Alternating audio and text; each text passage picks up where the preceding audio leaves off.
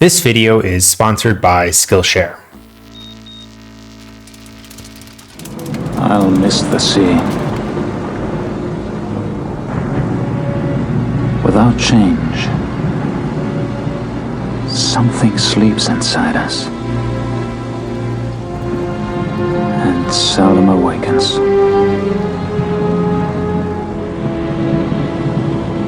The sleeper must awaken. That was from the 1984 film, Dune, but reflects a lot of the different motifs and even sayings that are common throughout Frank Herbert's work. The sleeper must awaken, change. Also, in 1650, English theologian Thomas Fuller is cited for being the first person to pen the popular phrase, "The darkest hour is just before dawn." An idiom conveying that difficult times are to be expected, but after struggling and suffering or going through some sort of challenge, that there will be some sort of positive gain at the end. That when things seem to be their worst, they will get better. But also, German philosopher Friedrich Nietzsche has also been attributed to saying something in a similar tone, that the snake which cannot cast its skin has to die, as well as the minds which are prevented from changing their opinions. They cease to be minds. Which, relating to writing and storytelling, feels fitting, both on a meta-narrative level, but also on a personal level, regarding the writer itself. But the common point here between famous science fiction writers, well-known thinkers, and historical philosophers is this one thing: change. Change is inevitable, a necessity. And specifically how we view characters and stories, it's unavoidable. And this idea of change, however abstract or material it might be, occurs all throughout storytelling. We see the cycles of change in all types of character archetypes, story structures, and points of thematic emphasis. Within a narrative, characters are faced with hardship, characters shed their skin, and characters emerge at dawn. Different. But what really facilitates this metamorphosis of change? And how important is change compared to other storytelling aspects? Looking at something like the hero's journey, we see the path a character can go down, where they mature. This universal story structure represents a character leaving home as an adolescent and returning as an adult, changed and enlightened in some regard. There are also other storytelling structures, like the Save the Cat plot outline, the 7-point story structure, the 5-act story structure, and even Freytag's pyramid, all of which are valid ways to structure a story, but don't exactly point at the place where a character goes through this change, the point that really awakens that new version of a character. But that moment is there in every type of story structure and in every story. The character's lowest point is the point that I am specifically talking about. And the lowest point might be the single most important part of a story, and is the keystone piece in creating change for a character. I have always been a huge advocate for learning new skills, whether they are directly related to storytelling and writing, are a new hobby, or in some cases, to better understand an industry or a skill or a story. Skillshare is the perfect community for just that. It is a place led by creatives for creatives, and is exactly why I am so excited to talk about them today. In the past, I have used them to help me understand physical art and color design for a character and magic system I have been writing. I've also joined their classes to get a better understanding of self-publishing and video editing, but specifically relating to today's topic and today's video, I've been learning more about creating empathetic bonds between characters and the audience. Mila Goldberg's creative writing bootcamp has been such a joy to be a part of. Her lesson on her empathy Venn diagram has been such great advice on getting inside the head of a character who is either hard to write, maybe being different from you, or is unsympathetic to the audience. But again, regardless of your interests or the interests of your characters, that skills are beyond your own, Skillshare has a ton of variety to the classes they offer. I'm always happy to partner with Skillshare and truly believe in what they offer. If you're interested and want to also help support my channel, use my link in the description down below. The first 500 people to use it will get a 1-month free trial of Skillshare. Thank you again to Skillshare for sponsoring today's video.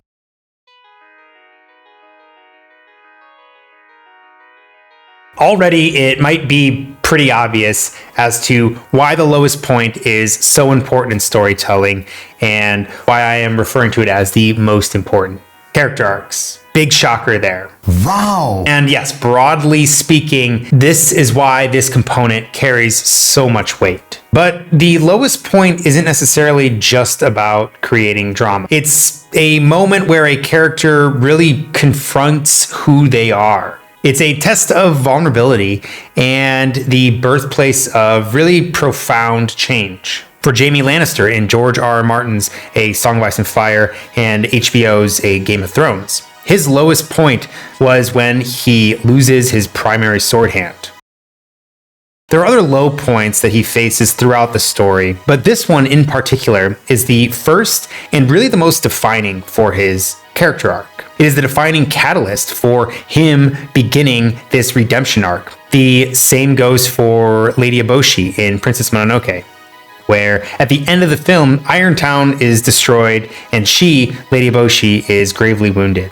But in the end, she sees the damage that she caused and promises to rebuild a better town. In addition to this, San, who has also lost a great deal, has a similar character arc too at the end. After having the spirit of the forest beheaded and her wolf god parent killed, it is alluded to that she no longer hates humankind and agrees to peacefully exist alongside the remaining inhabitants of Irontown.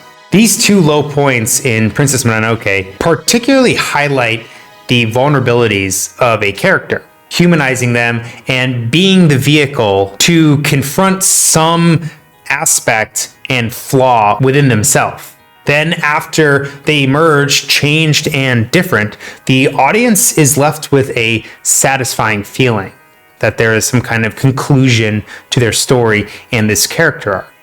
But also looking at the humanization of Jaime Lannister and the vulnerability he shows with Brienne as he sheds his villain skin, so to speak, makes him a forgivable character. And despite the awful things that he's done in the past, audience members have rallied behind him, seemingly forgetting this terrible past that they saw happen at the very start of the story. Jaime is an excellent example of the lowest point being the catalyst for deep change, kicking off an incredibly satisfying character arc.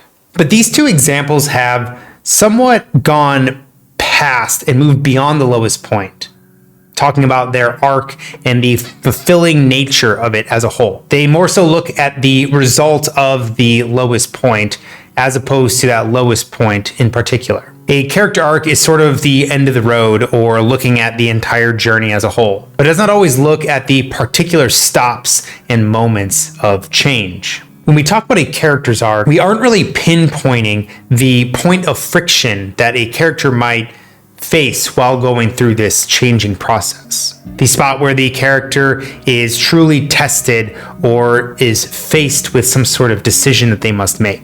At some point along a character arc, there will be a moment where the character faces something and has to decide whether they want to change or not. And even opting out of the process of changing whatever this position is change, narratively and thematically speaking. This is where that friction is and where we might see something like a darkest hour or even a despair event horizon. And a bit of a tangent warning here. These are going to be a little bit of indulgence on my behalf. I find these specific and often niche writing and storytelling terms interesting in the context of better understanding storytelling as a whole. And I'm assuming that if you've watched this far in the video, those things are of somewhat of an interest to you as well. By no means do you really have to use these terms or do you have to refer to them in terms of your own writing, but they might help you understand why low points are often so effective and why they might be important and how to write them better. However, the combination of these two things, the Darkest Hour and the Despair Event Horizon, which are both very foreboding because they have a lot of foreboding connotations with them when it comes to their implementation and identification within a story. They are important aspects of the lowest point for a character and do a good job of setting up key parts of the story, like parts of the character arc, underlying conflict, and general character or plot twists. The Darkest Hour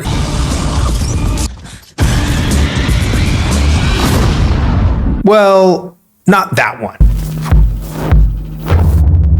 And not really that one either. But both the 2011 The Darkest Hour and 2017 Darkest Hour technically do fit this trope and are examples of it. However, the Darkest Hour is the point where a character is put to the test, where they have to make a very hard choice, internal or external. Meanwhile, the Despair Event Horizon is a moment of utter loss, where hope feels out of reach. The Darkest Hour, however, can be referred to as the testing moment. And this is a very common beat in the lowest moment, being almost a guaranteed aspect. Tied to this beat, a character might be asked, "What do you do in the dark?" And this is a challenge of sorts, or a temptation represented by the fundamental lie that the character might believe. This is where they can either reject this offer and emerge having rejected the lie, or succumb to the lie and embracing it. Usually these are indicators of if a character arc will be positive, negative, or some kind of neutral arc. Think about Ellie at the end of The Last of Us Part 2. Don't worry, not major spoilers, but there's light-ish spoilers, where she rejects enacting violence, leading her to some sort of positive arc, or perhaps a positive neutral arc. This was a bittersweet ending, but if we look at her character arc as a whole, her testing moment was this final fight, and she chooses forgiveness. However, in her true Darkest Hour, and again, avoiding spoilers, she did fall to the temptation of revenge. But that eventually changes. But in a Darkest Hour where a character succumbs to the lie and changes for the worst, going through a negative character arc, we can look at a film like Seven, when Doe gives Mills the box. I saw you with the box. What was in the box? And then afterwards, Mills kills Doe, Become wrath. completing Doe's plan, leading to a neutral and even negative arc. But then we also have the Despair Event Horizon, which can be described as a loss of hope or will, or just the threat of these things being lost. This is the moment where a character might literally lose hope, like again regarding The Last of Us Part 1, when Joel's daughter dies at the very start of the game and the TV series. A part of Joel dies as well, a part of his humanity and will. Eventually, slowly, he overcomes this, but this event fundamentally broke a part of him. It led to a hardening of his character and destroyed his will or desire to become close to anyone. Or this can be a symbolic loss of hope, like in the Hunger Games final book, Mockingjay, when Peeta's interview is aired calling for a ceasefire. Later, this is reinforced and is a direct blow to Katniss's will when they find out that Peeta has been poisoned with tracker venom and wants to do nothing more than to kill her. But the Despair Event Horizon is actually, I think, a little bit more commonly used as a rallying point. This is where you see characters often rally around virtues like friendship, or that love conquers all, or some other virtuous trait. Hide! With your powers combined, I am Captain Planet! Go Planet! Well, Planeteers, what seems to be the problem? A really powerful moment that we can look at is in The Lord of the Rings. Come on, Mr. Frodo. I can't carry it for you. But I can carry you. Come on!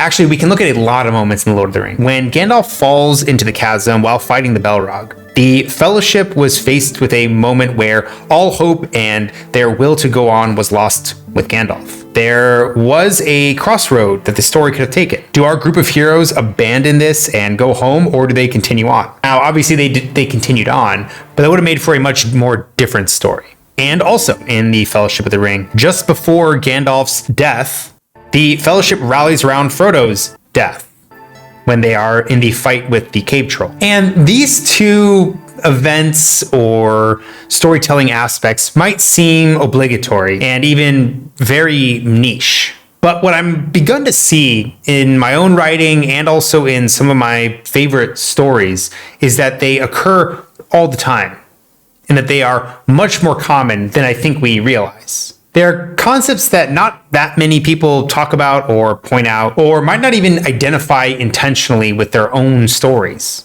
but they are very, very common. But the fact that the despair event horizon and the darkest hour are key aspects to the lowest moment speak to why this is so effective in terms of storytelling. No matter how strong or how prepared or even how good your character is, it forces them to a point of vulnerability where they have to act. They have to do something. Then from that, something happens after, some kind of change, either on the character in question, the other characters in the story, or on the narrative and its progression itself. This in turn plays into the character arc and further develops it. But it starts with that confrontation, which is a very important part to the lowest moment. After they meet that confrontation, there is some kind of fallout after. There's a point of reflection. And we should also remember too that when we are writing this and when we are seeing this, that this moment, this lowest point, or the series of lowest points, have to be personal to the character that it's affecting. It has to make sense in terms of their character arc, or it has to make sense in terms of them as a character and in the context of the narrative. It needs to have weight and affect them personally if it's going to have an impact on the audience. There doesn't necessarily need to be the risk of death. The lowest moment or even the darkest hour and despair event horizon don't need to threaten or take away the life of a character, though this is common. But in putting a character through their lowest moment, it highlights their true motives, desires, and core beliefs. In turn, it highlights important aspects of their character arc, one being the opportunity for growth or regression, depending on if the character arc is positive, negative, or some sort of neutral arc. And in terms of a character arc, that is really why the lowest point is probably the most important point in the character arc itself and in the character's development. It is a point where the character is confronted with their lie or something they deeply fear and are forced to act. Then, over the course of the narrative, there's a reaction to that action. This has an impact both thematically across the story and developmentally on the narrative and the character. But that isn't the only impact that the lowest point can have. There is something even deeper and even more personal to the audience.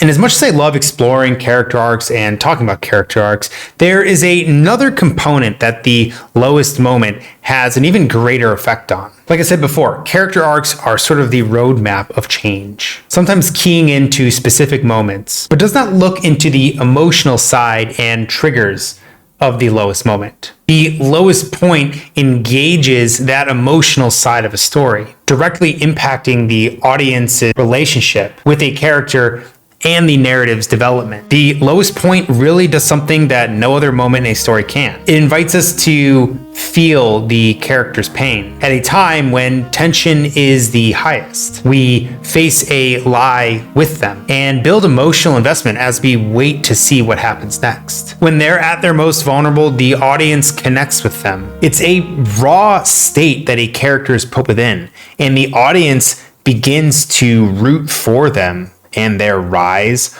or starts to empathize with them on their way down. Things like tension and conflict, empathy and emotional investment, and general catharsis or reflection, depending on the final outcome, are the reasons why this low point is so emotional. As writers, we have to know our characters really, really well. We have to understand what is this character's lowest moment and how do we put them there? What do we do to make it so that their pain is felt? And how do we tie this back to the rest of the story? This is the weight and emphasis that a writer must put into this moment, depending on how the lowest moment might fit into your story. Earlier, we mentioned George R. R. Martin and A Game of Thrones. And when it comes to building an emotional bond with a character, he does this over and over again. And usually the time which he builds the strongest attachment to a character is usually when we are getting to know them or seeing them during their lowest moment. I can point to a few characters in his other books,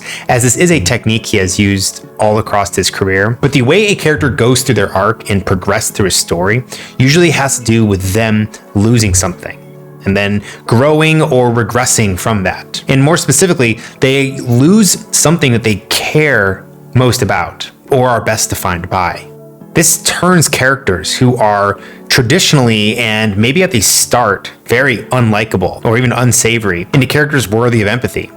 And it does the inverse as well to characters that are likable, and then forces audiences to sort of question their likability. To avoid having this section go on for too long, I will put some examples on the screen.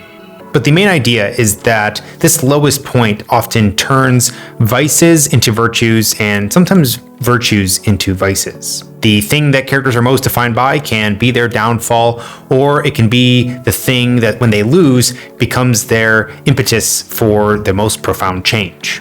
In all of these characters, the low point or low points are essential in defining them as characters and how the audience sees them. Every character in a Game of Thrones feels real, feels flawed, and feels understood, even if we don't agree with the actions they take. If a character is hated or does something abhorrent, the audience understands why they are acting the way they are. And in an uncomfortable way, except for Ramses maybe, but even George R. R. Martin said that he's just a little misunderstood. Even Ramsay Bolton. You know, Ramsay's a misunderstood fellow. And in an uncomfortable way, when it comes time, even the most terrible characters become worthy of the audience's empathy. And the way this is usually set up, or even when we are faced with this uncomfortable moment where we find ourselves caring about an awful, terrible character, is often done because we see them go through a lowest moment. We establish a sympathetic bond with them and their experience. But the times when emotional engagement is sometimes the highest is when we explore real psychological or even emotional concepts, showing that these stories resonate deeply because they reflect universal emotional truths. The video game Hellblade: Senua's Sacrifice. Senua's lowest points depicted are the brutal struggle with psychosis. Her internal battle against her own mind mirror the painful realities of mental illness, making the player feel the fear and confusion she endures. Senua's journey is an authentic portrayal of being in a psychological struggling state, building a strong empathetic bond between the player and the character. I remember playing the game, and it's a pretty short game, but found myself needing to take these intermediate breaks because of just how intense it is. From the visuals to the sound design to the minimal HUD, it makes you feel as if you're there experiencing this hellish nightmare Senua is going through. Her hallucinations and lowest moment is one that emotionally the player feels with her. Connecting fictional characters' lowest points with real life psychological experiences, whether that be reflecting our own struggles with trauma, mental health, identity, and belonging, making their stories relatable and impactful.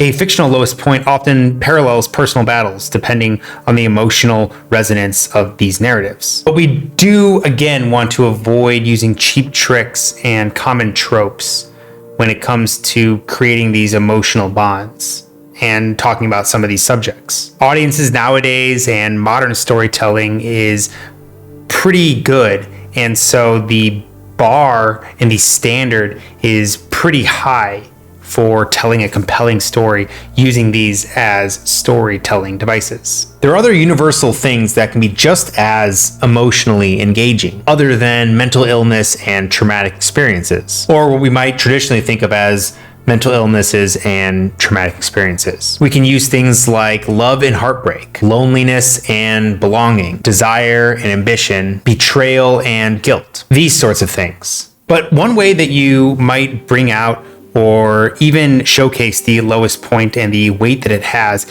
is by challenging a character's ethics or morality, rather than just their willpower or emotional resilience. Think of characters like Batman in The Dark Knight, where his lowest moment involves a moral crisis. Does he break his code or stick to it at even greater personal cost? Many stories use this moment or moments like this to delve into morally gray areas, but you can also use it to highlight what characters truly believe or what they might actually stand for. Also in Red Dead Redemption 2, Arthur Morgan faces an existential crisis that challenges everything he's actually lived by. He starts to see that he can't just be a good bad guy.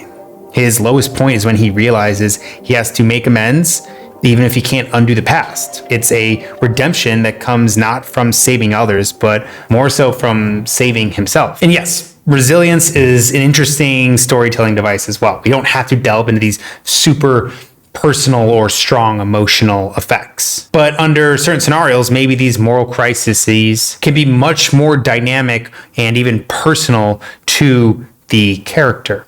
Personally, when I am writing, I tend to gravitate towards the moral dilemmas and emotional impact of these lowest points. Even if something might just symbolically represent something that the character stands for or believes in, as opposed to being an actual victory or defeat on the antagonist or villain. But it also doesn't mean that these lowest points have to just reveal weaknesses or failure, but they can also act as moments of profound ethical reckoning when characters have to make a choice that really defines their moral compass. The lowest point can be a slow descent into the psychological state of a character, and perhaps into the audience as well. It is the tension the writer creates in making us see the humanity or the flaws in this person, in understanding their actions, in relating to the decisions that they are facing. When the characters face their deepest struggles, they force us to ask difficult questions as well. How would we respond in the face of such despair? And what would our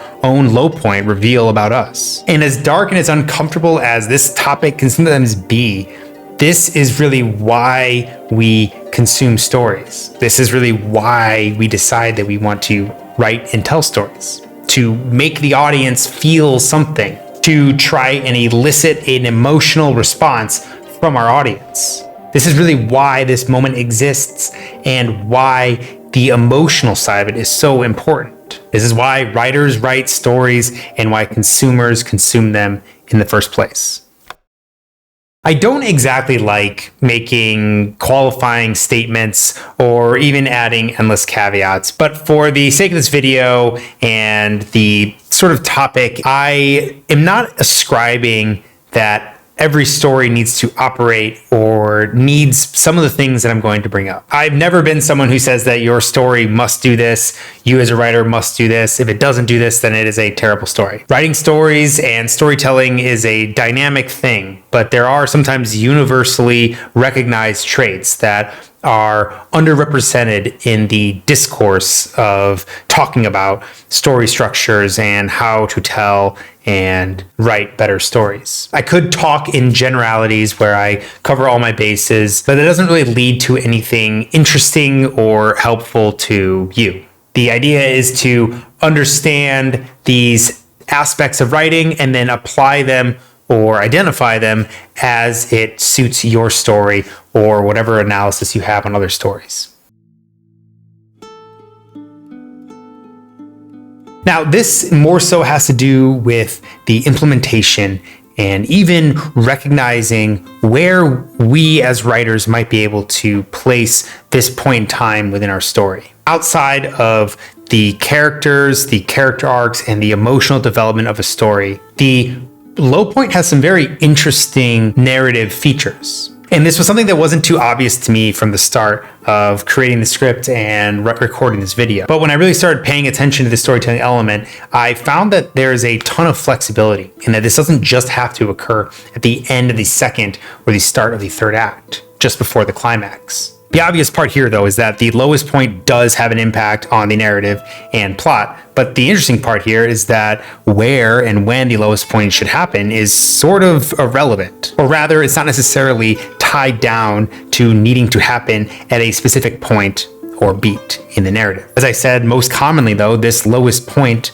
occurs around the end of the second act or the start of the third. But that is more of a soft rule. And the same goes for the despair event horizon or for a darkest hour. Depending on where we place any of these events in the narrative, it can fundamentally change or even challenge the audience's assumptions early on or set the tone and expectations of what this character is going to go through. It can also appear towards the end, acting as the vehicle building momentum into that final climax, or usher in the thematic resolution that provides a powerful payoff to everything they've already invested into this character. But the lowest point is dynamic. It's not a static state that needs to occur at a certain point in time.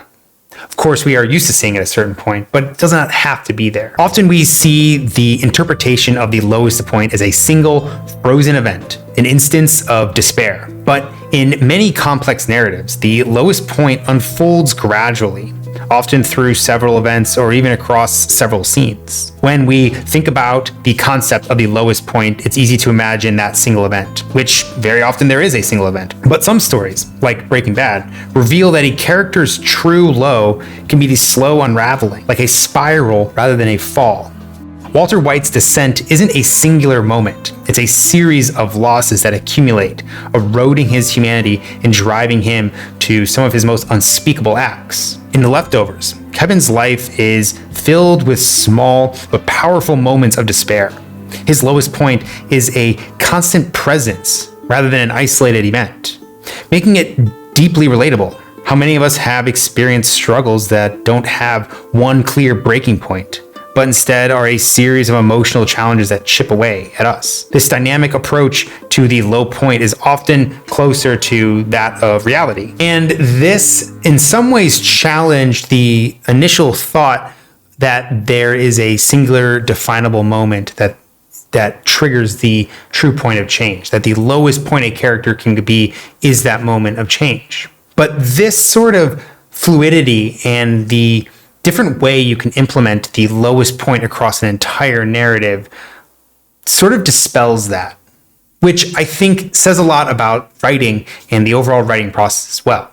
As hard to find as we might find some of these things and place certain storytelling aspects, there are always going to be exceptions. The lowest point might be dramatic, or it might be an ever-present structural asset, allowing the characters and audiences to experience a more gradual emotional arc. This in some ways challenges the notion of that dramatic low point and instead aligns with the idea that change often unfolds over time. However, during these gradual builds of a character arc, we can look at the darkest hour and the despair event horizon.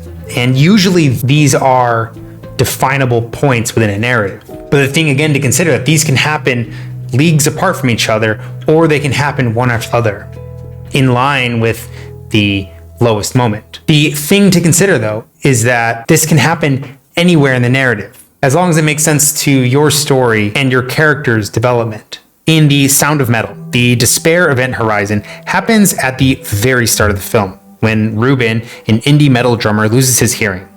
But the darkest hour and the true lowest moment actually happens towards the very end of the film. He goes through with his surgery and is kicked out of his rehab home. This is compounded because the hearing aid he has implanted does not actually give him his hearing back. Everything is tinny and distorted, a sound of metal. Or something a bit more traditional, in a film like Blade Runner 2049. Towards the end of the film, the darkest hour and despair event horizon happen right around the story's climax. The darkest hour occurs around the time when Joy is killed and Kay is beaten and broken. The despair event horizon happens then near the very end of the story, when he is faced with the hard truth that he is not the chosen one, and that his memories are actually a construct of the doctors. This leads to a bittersweet ending, with Kay having sort of saved the day, but also that he is not the chosen one. And the final point where we see the lowest point have a big impact on the plot and narrative development are the effect that the lowest point often has on secondary characters and secondary plot points. And again, this point itself is niche, but it can open up and build the opportunity or be the vehicle for alternative plot elements, more immersive and interconnected plot beats, plot lines, and deepen the audience's overall understanding of the narrative. You can use this to sort of phase out and phase in other characters as you might have a larger cast, or you might even be between different installments of the story, passing the torch from one main character to the next. This could be a good option if you are working on a series and need to change the focus off of one character and onto another. This can also really emphasize that a character's lowest moment is and has consequences, because it reveals the bonds, conflict, and effect on the other characters, making the story feel richer and more interconnected. But holistically, whether you are approaching a more dynamic lowest point or want to have a more specific event that takes place, the lowest point is essential to the plot and narrative development. The lowest point can also be like a turning point or a springboard, offering momentum from one act into the next. Or it can start the story, acting as your hook, and it can even carry us through to its end.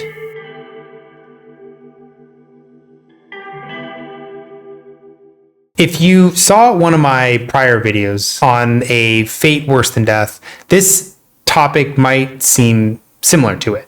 And there was a lot of crossover between the research between that video and this one.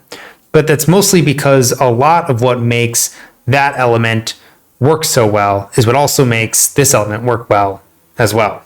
However, I will say that the big difference here is that the lowest point is almost a universal story trait, whereas a fate worse than death is not. One of the other really important things that I will add kind of at the end here is that one reason why the lowest point is really so important is that it forces some kind of reflection or a response to what has happened on the page or on the screen. It forces a character to do something and then have there be some kind of response from their action, and then have a point of reflection, either driving the plot forward, building emotional investment, develop a character arc, or all three of these things. In either case, the lowest moment is just so important to a story. And every moment that the lowest point was identifiable, in every instance, it was personal. It was a very personal moment to the characters. There's a place of deep reflection and conflict. The point in the narrative is usually unique to the character's greatest fears, insecurities, flaws, or an attack on them personally. This often creates real stakes, making the decision that they have to make have weight to it. And this lowest point offers a catharsis as well. After having a character go through such a moment, there is a bit of a cathartic release, depending on the progression and the direction you take your story. Once they come out from this place, usually there is a moment of deep reflection as well. The audience has a moment to empathize with what they have been through, knowing that it was not easy and that they cared through every decision being made. And bonus points for me and my opinion, if the right answer is either not clear or not easy for the character. But this is what makes stories fun to create and fun to engage with. Seeing a character go through this change or reject the chance for change is what makes stories matter. The feeling this creates. Every time we pick up a book or start a movie or play some kind of video game, we are expecting something to happen. We are expecting the snake to shed its skin, to see some new part awoken, to have entered into that darkness but emerged at dawn, changed, a little bit different, and have moved us, the audience, in some way or another. Thank you for watching. This was a longer video, but I felt like the more that I started to go into and explore the different aspects of this lowest moment, the more little details started to sort of stand out and come up.